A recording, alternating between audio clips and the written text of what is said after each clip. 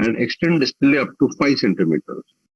At the same time, fractures from the lesser trochanter to the junction of proximal and middle third of the femur also compromise under subtrochanteric fracture.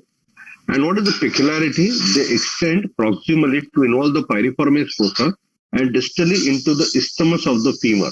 So the entire region, it comes under the subtrochanteric fractures. So what are the learning outcomes? What are we going to learn after my today's talk?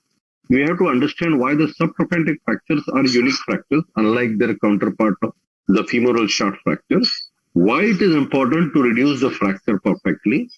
Options to get the things right by various means. So we are going to discuss about the various options what we have and the implant options, the extramedullary as well as an intramedullary. So these are all the important points we are going to consider. So these are the complex fracture patterns which are infrequently confined to the subtrochanteric region. So they can move on either way depending upon how the forces are explode the cortex and the proximal extension into the intertrochanteric regions. So you always get a variety of fracture patterns depending upon the age. So you have to remember that this is a place where there is a very high mechanical stresses. So there is a maximal compressive forces medially and high tensile forces laterally. So this comes to our understanding when we really plan to make a fixation of the subtrochanteric fracture, because there are a lot of muscle forces in the subtrochanteric region which needs to be nullified, which needs to be neutralized, so that whatever implant you are going to put shall hold them till eventual fracture union. So we have a variety of classifications here. There are more than 15 classifications. The anatomical one proposed by Fielding. The Russell-Taylor takes into account the entirety of the piriformis fossa. The Scheinheimer by the number of fracture fragments and emphasizes not only the involvement of the medial cortex, but also the lateral cortex. So this is possibly more used, but the AO-OTA proposed classification is used all over because of its reproducibility and reliability. So coming to the Russell-Taylor classification, the type 1 fractures, they do not extend into the piriformis fossa. So now this is the piriformis fossa. So these fractures, they do not go up. Whereas the type 2 fractures are characterized by fracture extension into the piriformis fossa. You can see here. So as you go from 1 to 2, the severity increases. Similarly, we have a Scheinheimer's classification, which is and type 1, it's an undisplaced fracture less than 2 millimeter. Type 2 is a 2-part. Type 3 is 3-part. This is all depending upon the severity of the fracture. And the type 4 is a comminuted fracture with 4 or more fragments. And the most important is the type 5, which is the subtrochanteric intertrochanteric fracture, which obviously shows the severity just like we have seen it in the tibial plateau fracture. So what is an implant requirement? You have to respect the instability of the fracture. The fracture is pretty unstable. It should allow the fracture impaction during motion without any fixation failure. The implant should have a secure retention of the fracture in acceptable position during healing.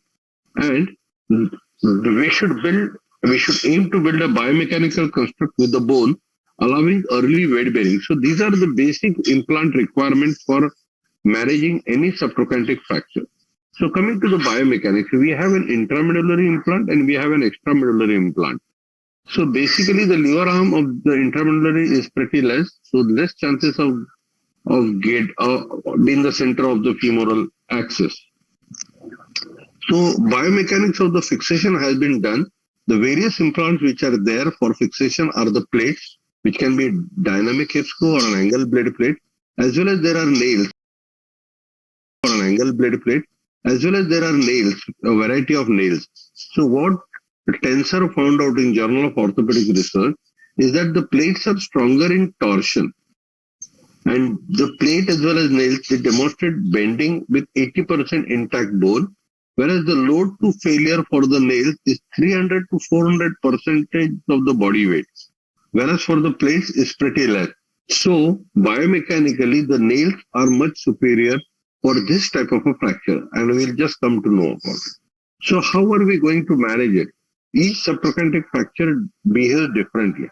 As I told you, the subtrochanteric fracture is a region which has a lot of muscle forces acting. We have a flexion due to iliopsoas, we have an abduction, and we have a rotation of the thing.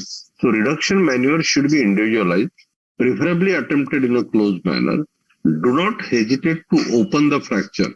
Though many of the subtrochanteric fractures which are less comminuted can be managed by closed means, but you shouldn't hesitate in opening the fracture. And you should always remember a long PFN or any cephalomedullary long implant should always be handy. And I need to stress that reduction of the fracture is the most important part. So what are the tips and tricks in achieving reduction?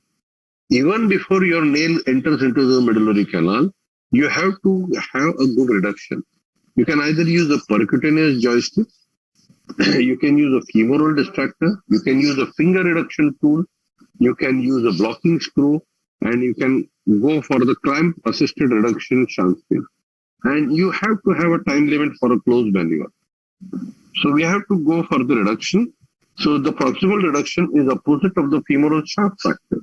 So you have to have a percutaneous joystick, a femoral distractor, there is a finger reduction tool. So now the beauty of this tool, which you find often in the synthesis set, is once you pass this thing, this is a rod, and this has a sort of an extension. So this mimics like a finger. So intramedullary, you get a finger which engages into the opposite cortex. You can use a blocking screw, and you can use a clamp assisted reduction. So why I am stressing in all these things about the reduction maneuver is that your reduction is finally going to decide how your fracture is going to unite. So getting the fragments closed. So we have a variety of options. You can use a shank spin, you can just pull in, you can pass a lag screw, something like a blocking screw, or you can use a cerclage wire. These are now the different cases where you can see a very unstable fracture done many years ago, showing good union.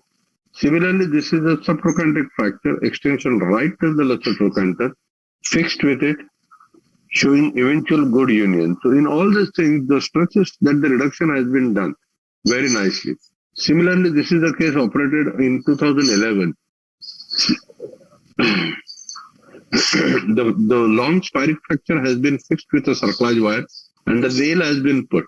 Now, I may not say that this has been done ideal, but this was in the early stage, around more than 10 years ago. And identically, similarly, this fracture, which has united very well at 13 months follow-up. Now, this is a case operated in 2010. As you can see here, there is still a fracture gap there, a rigid fixation done. And as you see there, there is a breakage of a screw breakage causing autodynamization and healing of the fracture. You need to dynamize if the fracture does not show any signs of healing. So this is most important, or else you have an implant failure. Similarly, the nails preserve the proximal femoral anatomy by effectively resisting the deforming forces in an unstable fracture. Now see this fracture. Now this is a very unstable fracture. This patient also had a avian bilateral femur, both the sides. So now a long PFN has been done, and there was a lot of difficulty in just getting the screws in the femoral head. But eventually the patient healed, and the good functional outcome was what I got. Similarly, this was the case which was fixed with a long PFN showing good union. This patient possibly had some sort of a soft tissue, a bony cyst,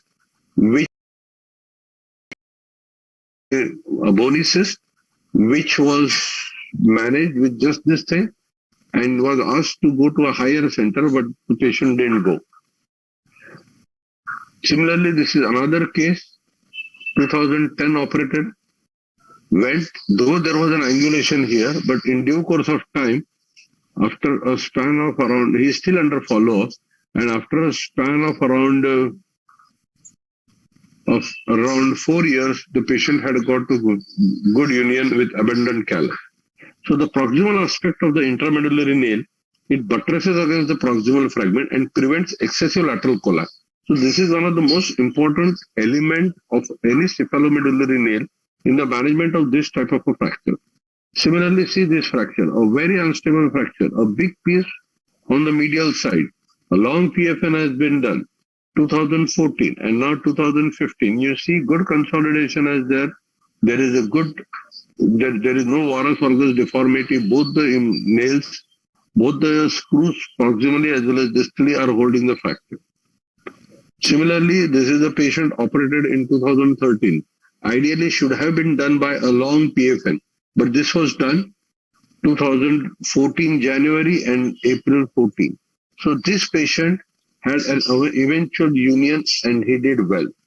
Identical case, subtrochanteric fracture, unstable, big lesser trochanteric fracture, loss of the lateral cortex, highly unstable, minimal angulation on the lateral view, and as you can see here, it went to eventual union. Absolutely fantastic, is still under follow. So the prospective randomized trials suggest a better preservation of reduction when nails are used. We have to accept that nails are soft tissue friendly. You don't have to open the muscles unless you have to put up some clamps. But more or less, it is a soft tissue friendly procedure and a high degree of variability exists for an ideal trochanteric entry site. Now, this is a point which will always come in your discussion whenever you participate in the clinical meeting. The trochanteric tip represents the ideal starting point in only a minority of the cases. So most of the times, if you plan to put a trochanteric starting nail from the tip of the trochanter, there is a high likelihood that you might move a little laterally and give rise to problems in the union. So aim a little medial to the tip of the trochanter, which will accommodate the diameter as well as will prevent the nail ball alignment. So what is the evidence between the long and the short nail? For a simple well-reduced fracture, see this, it all stresses on the well-reduced fracture. The choice of implant is not critical. And as the fracture severity increases, such as comminution gap, fracture gap, and combined neck fracture, the choice of an implant, particularly with reference to the proximal nail dimension and implant material, was a significant factor in reducing fracture site motion. So this is most important. As compared to simple, as you get more complex fracture, all these things are important. But for an unstable subtrochanteric fractures, example comminution, segmental bone loss, or when an early weight bearing is desirable, the choice of implant is critical and should be restricted to implants that allow minimal fracture site motion. So this comes to be a long gamma, a Russell Taylor, or a long PF. Now a lot of studies have been done. They did an analysis of intramedullary versus extramedullary fixation in management of subtrochanteric fracture. So what they found, in elderly, the subtrochanteric fractures, femur fractures, using intramedullary nail fixation is recommended. How did they do it? They studied the intraoperative data, postoperative complications, wound infection, hospital stay days, and final outcomes between intramedullary and extramedullary fixation. However, what they found, a significant decrease in the rate of fracture fixation complication for patients treated with intramedullary internal fixation, especially in elderly patients. So, for the elders, intramedullary fixation is recommended.